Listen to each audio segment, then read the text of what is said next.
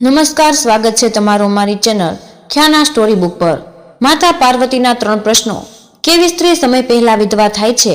કેવી સ્ત્રીને જીવનમાં ક્યારેય પણ સુખ નથી મળતું? કેવી કઈ વસ્તુ છે જે પતિના માંગવા છતાં પણ પત્ની આપતી નથી?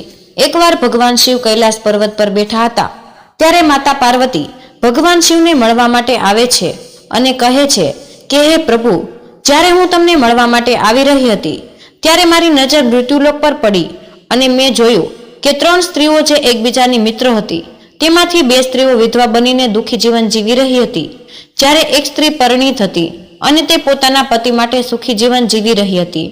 પ્રભુ, મને આ વાત સમજમાં ન આવી એટલા માટે મારા મનમાં 3 પ્રશ્નો ઊભા થયા છે અને હું ઈચ્છું છું કે તમે મારા આ 3 પ્રશ્નોના જવાબ આપીને મને સંતુષ્ટ કરવાની કૃપા કરો।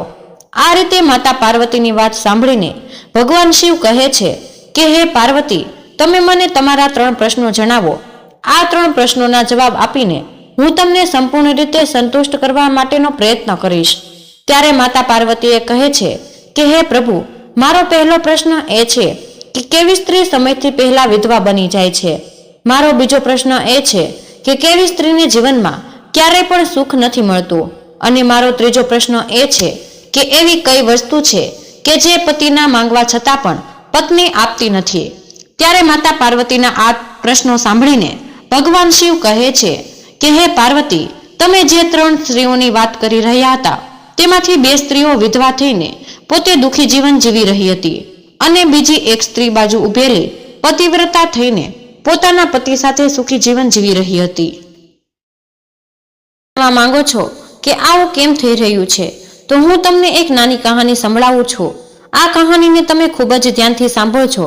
મિત્રો, કહાની શરૂ કરતા પહેલા મારી આપ સૌને વિનંતી છે કે તમે હજુ સુધી અમારી ચેનલને સબસ્ક્રાઇબ ન કરી હોય તો ત્યારે જ સબસ્ક્રાઇબ કરી દેજો અને આ કહાની ખૂબ જ જ્ઞાનવર્ધક અને બોધ આપનારી છે, તો આ કહાનીને અંત સુધી જરૂરથી સાંભળજો, કેમ કે અધૂરી કહાની સાંભળવાથી અધૂરું જ જ્ઞાન પ્રાપ્ત થાય છે અને આપ સૌ જાણીએ છીએ કે અધૂરું જ્ઞાન ક્યારેય પણ જીવનમાં કામમાં નથી આવતું અને તે હંમેશા નુકસાનકારક જ સાબિત થાય છે। તથા કોમેન્ટ બોક્સમાં હર હર મહાદેવ જરૂરથી લખી દેજો કે જેથી ભગવાન ભોલેનાથની કૃપા આપણા સૌ પર નિરંતર બની રહે। તો ચાલો કહાની શરૂ કરીએ। ભગવાન શિવ માતા પાર્વતીને કહે છે કે આ નાની કહાનીમાં તમારા 3 પ્રશ્નોના જવાબ સમાયેલા છે, માટે તમે આ કહાની ખૂબ જ ધ્યાનથી સાંભળજો। ત્યારે માતા પાર્વતી કહે છે કે હે પ્રભુ, હું તમારી વાતથી સહેમત છું, તમે કહાની શરૂ કરો। હું કહાનીને પૂરા મનથી સાંભળીશ અને જ્યાં સુધી તમે કહાની કહેશો ત્યાં સુધી મારું મન બીજે કોઈ પણ સ્થાન પર નહીં જાય। ભગવાન શિવ કહે છે કે હે પાર્વતી, સૌથી પહેલા હું તમને તે સ્ત્રીની કહાની સંભળાવું છું કે જે સ્ત્રી પતિવ્રતા બનીને સુખી જીવન જીવી રહી હતી। તમે જે પતિવ્રતા સ્ત્રીની વાત કરી રહ્યા છો તે પતિવ્રતા સ્ત્રી એક રાજાના નોકરની પત્ની છે અને તે નોકરને તેની પત્ની પર સંપૂર્ણ વિશ્વાસ છે। તે નોકર તેની પત્નીના ગુણોની વાત તેના મિત્રોની સાથે વારંવાર કરતો હતો। એક વખતની વાત છે જ્યારે રાજાના નોકરે તેની પત્નીની પ્રશંસા એટલી બધી કરી દીધી કે ધીરે ધીરે આવા વાત ફેલાતી રાજ દરબાર સુધી પહોંચી ગઈ। પછી રાજાએ તેના નોકરને બોલાવ્યો અને તે નોકરને કહ્યું કે તું બધાને તારી પત્નીની પ્રશંસા કરતો રહું છું અને કહું છું કે તારી પત્ની ખૂબ જ પતિવ્રતા છે। શું વાસ્તવમાં તારી પત્ની પતિવ્રતા છે? શું તને સંપૂર્ણ વિશ્વાસ છે? ભગવાન શિવ કહે છે કે હે પાર્વતી, આ રીતે રાજાની વાત સાંભળીને તે નોકર બોલવા લાગ્યો કે મહારાજ, મને પૂરો વિશ્વાસ છે કે મારી પત્ની સંપૂર્ણ રીતે પતિવ્રતા છે।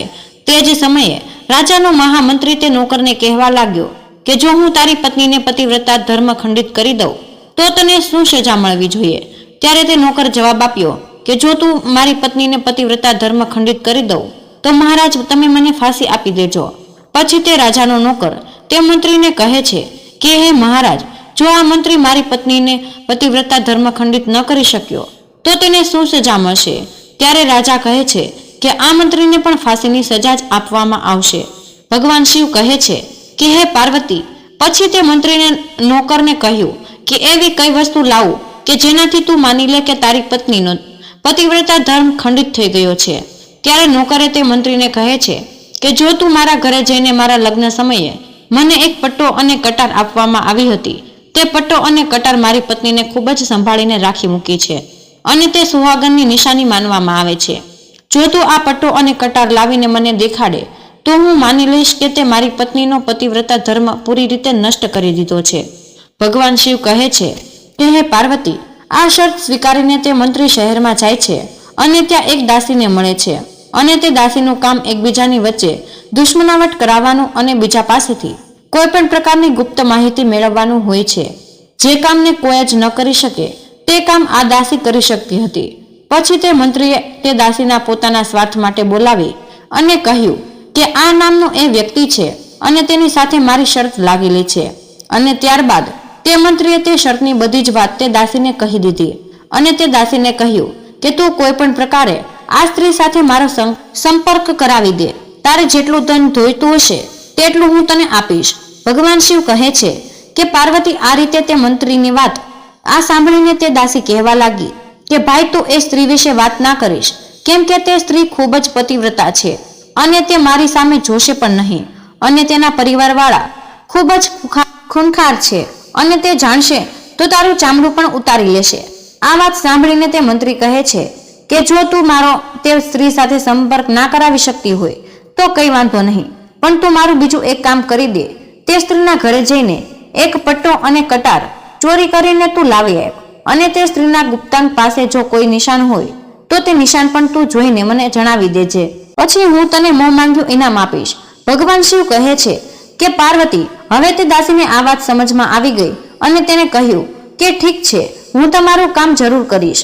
નોકર શહેરમાં રહેતો હતો અને તે દાસી નોકરના ઘરે જાય છે અને તેની પત્નીને જઈને કહે છે કે દીકરી, હું તારા પતિની માસી છું, હું અહીંયા ઘણા વર્ષો પછી આવી છું. ત્યારે તે સ્ત્રી કહે છે કે આવો માસીબા, મેં તમને પહેલા ક્યારેય પણ જોયા નથી, એટલા માટે હું તમને ઓળખી ન શકી. અને આ રીતે તે નોકરની પત્નીએ તે દાસીને ખૂબ જ માન સન્માન આપ્યું, પરંતુ એને ખબર નહોતી કે આ દાસી તેની સાથે છળ કપટ કરી રહી છે. ભગવાન શિવ કહે છે કે હે પાર્વતી, આ રીતે તે દાસી તે પતિવ્રતા સ્ત્રીના ઘરે 2 દિવસ સુધી રોકાય છે. હવે જે સમયે તે સ્ત્રી સ્નાન કરવા માટે ગયા ત્યારે તે દાસી ઉઠીને પતિવ્રતા સ્ત્રી જ્યાં સ્નાન કરી રહી હતી ત્યાં ગઈ અને પાછળ જઈને તેની પીઠ પર હાથ ફેરવવા લાગી. ત્યારે આ પતિવ્રતા સ્ત્રીએ આવું કરવાની ના પાડી. તે છતાં પણ તે દાસી માની નહીં અને કહેવા લાગી કે દીકરી, તું મારી દીકરી કરતાં પણ મને વધારે વહાલી લાગે છે. તું મને નામ ના પાડીશ. ઘણા દિવસો પછી મારી પહેલી વાર તારી સાથે મુલાકાત થઈ છે. હવે ધીરે રહીને તે દાસી તે સ્ત્રીનું મોં ધોવા લાગી અને તેને ઝડપથી થોડું પાણી લઈને તેની આંખોમાં નાખી દીધું. હવે તે સ્ત્રીને આંખોથી થોડા સમય માટે દેખાવાનું બંધ થઈ ગયું હતું અને તે દાસીએ તે સ્ત્રીના ગુપ્તાંગ પાસે એક તલનું નિશાન હતું તે જોઈ લીધું અને તે દાસીએ વિચાર્યું કે હવે આપણું કામ થઈ ગયું છે. જ્યારે બપોરના સમયે તે પતિવ્રતા સ્ત્રી રસોડામાં જમવાનું બનાવી રહી હતી ત્યારે તે દાસીને તક મળી ગઈ અને તેણે તે પટ્ટો અને કટાર તેના ઘરમાંથી ચોરી લીધા અને ધીમે રહીને તે ઘરેથી ભાગી ગઈ. ત્યાર પછી તે દાસી ભાગીને મંત્રી પાસે પહોંચી ગઈ હતી અને તેને પટ્ટો અને કટાર આપી દીધા અને તે પતિવ્રતા સ્ત્રીના ગુપ્તાંગ પાસે એક તલનું નિશાન છે તે વાત પણ તે મંત્રીને જણાવી દીધી હતી. અને ભગવાન શિવ કહે છે કે હે પાર્વતી, પછી તે મંત્રી પટ્ટો અને કટાર લઈને સીધો જ રાજાના દરબારમાં પહોંચી જાય છે અને તેણે રાજાને જઈને કહ્યું કે મહારાજ, મેં પેલા નોકરના ઘરે તેની પત્ની સાથે 2 દિવસ વિતાવ્યા હતા અને આ પટ્ટો અને કટાર તેની પત્નીએ મને આપી દીધા છે અને જે હું લઈને આવ્યો છું. પછી તો રાજાએ જ રાજ દરબારમાં બધાને બોલાવ્યા અને તે નોકરના સક્ષમ તે મહામંત્રીને પણ બોલાવ્યા અને તેને તે પટ્ટો અને કટાર નોકરને બતાવવા માટે પછી રાજાની આજ્ઞા લઈને તે મંત્રીએ તે નોકરને પટ્ટો અને કટાર દેખાડી અને તેની પત્નીના ગુપ્તાંગ પાસે એક તલનું નિશાન છે તે વાત પણ જણાવી. ત્યારે તે નોકરે પણ માની લીધું કે તેની પત્નીએ તેના પતિવ્રતા ધર્મનો સંપૂર્ણ રીતે ભંગ કરી દીધો છે. ભગવાન શિવ કહે છે કે હે પાર્વતી, પછી તો રાજાએ તે નોકરને 15 દિવસ બાદ ફાંસી આપવાનો દિવસ નક્કી કરી દીધો અને એલાન કરાવી દીધું કે આ નોકરને 15 દિવસ બાદ ફાંસી આપવામાં આવશે. ત્યારબાદ રાજાએ તે નોકરની અંતિમ ઈચ્છા વિશે પૂછ્યું ત્યારે તે નોકરે કહ્યું કે મારી અંતિમ ઈચ્છા એ છે કે હું છેલ્લી વાર મારી પત્નીને મળવા માંગુ છું. ભગવાન શિવ કહે છે કે હે પાર્વતી, પછી રાજાએ નોકરને છેલ્લી વાર તેની પત્નીને મળવા માટે મંજૂરી આપી. ત્યારબાદ તે નોકર તેના ઘરે તેની પત્નીને મળવા માટે ગયો. ત્યારે ઘરે જઈને પત્નીને કહેવા લાગ્યો કે મારી સાથે ખૂબ જ મોટો વિશ્વાસઘાત કર્યો છે. મારા પર વિશ્વાસ રાખીને આ મંત્રી સાથે શરત લગાવી હતી અને રાજાની સામે દરબારમાં કહ્યું કે મારી પત્નીનો પતિવ્રતા ધર્મ ભંગ કરી દે, મને ફાંસી પર ચડાવી દે. એવી પરિસ્થિતિ થઈ ગઈ છે કે મને 15 દિવસ પછી ફાંસી ચડાવી દેવામાં આવશે. તે મારી સાથે વિશ્વાસઘાત કરીને સારું નથી કર્યું. ભગવાન શિવ કહે છે કે પાર્વતી ત્યારબાદ પોતાના પતિને તે સ્ત્રી બધી જ હકીકત જણાવી, પરંતુ તેના પતિને તેની વાત પર વિશ્વાસ નહીં આવ્યો. તે નોકર પાછો રાજાની પાસે પહોંચી ગયો અને તેને જેલમાં ધકેલી દેવામાં આવ્યો. ભગવાન શિવ કહે છે કે પાર્વતી બીજી બાજુ તે નોકરની પતિવ્રતા પત્નીને ભગવાનને યાદ કર્યા અને પોતાનો વેશ બદલીને રાજાના દરબારમાં પહોંચી ગઈ અને તે રાજાની પાસે રાજ દરબારમાં નૃત્ય કરવાની આજ્ઞા માંગવા લાગી. સ્ત્રી ખૂબ જ સુંદર હતી અને તે રાજા પણ નૃત્ય જોવાનો માટેનો શોખીન હતો.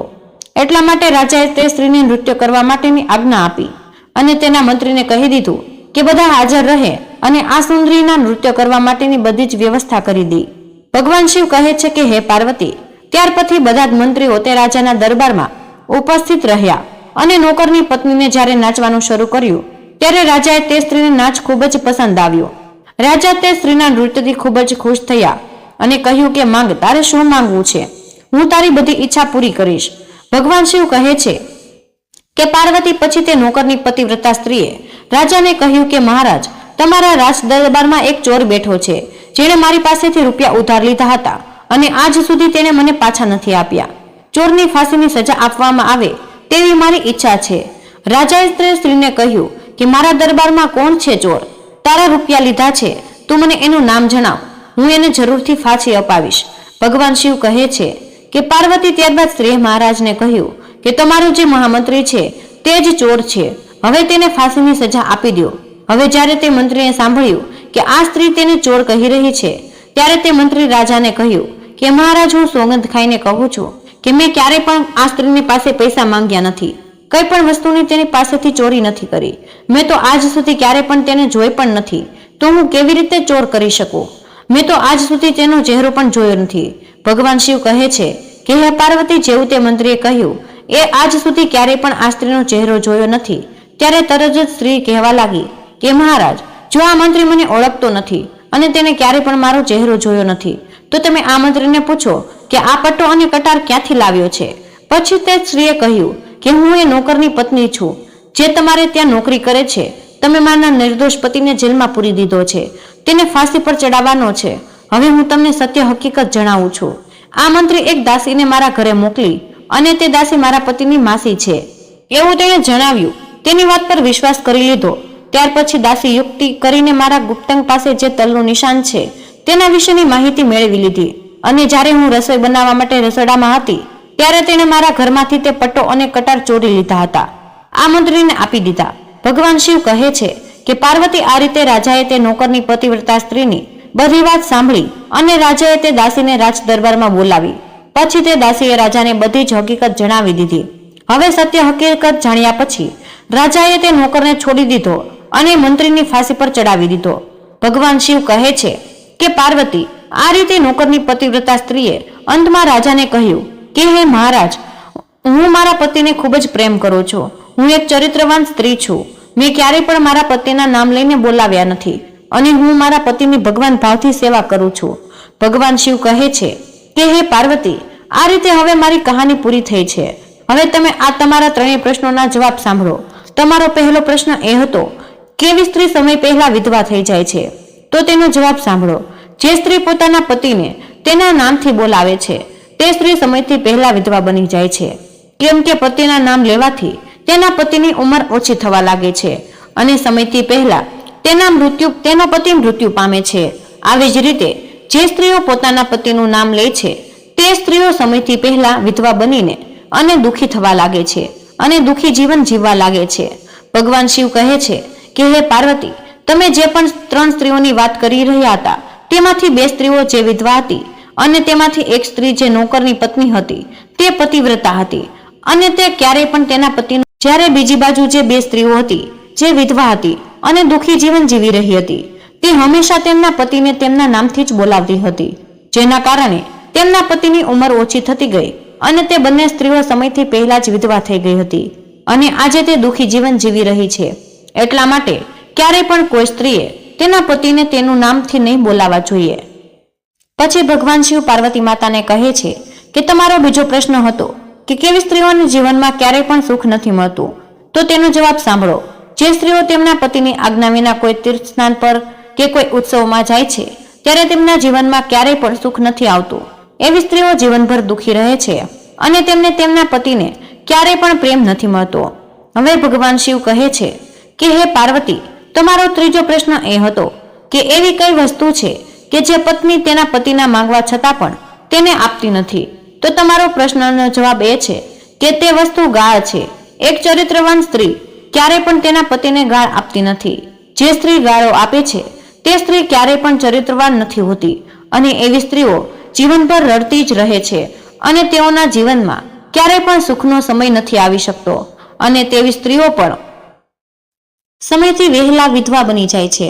આ રીતે ભગવાન શિવના મુખથી પાર્વતી માતા તેમના ત્રણેય પ્રશ્નોના જવાબ સાંભળીને ખૂબ જ સંતુષ્ટ થયા અને તેમણે કહ્યું કે સ્વામી, હકીકતમાં જે સ્ત્રીઓ ચરિત્રવાન હોય છે તે ક્યારેય પણ જીવનમાં દુઃખી થતી નથી, કેમ કે તેમના ઘરમાં હંમેશા લક્ષ્મીનો વાસ રહે છે અને તેમના ઘર હંમેશા ધન ધાન્યથી ભરેલા રહે છે અને આવી સ્ત્રીઓ તેમના ઘરને સ્વર્ગ બનાવી દે છે.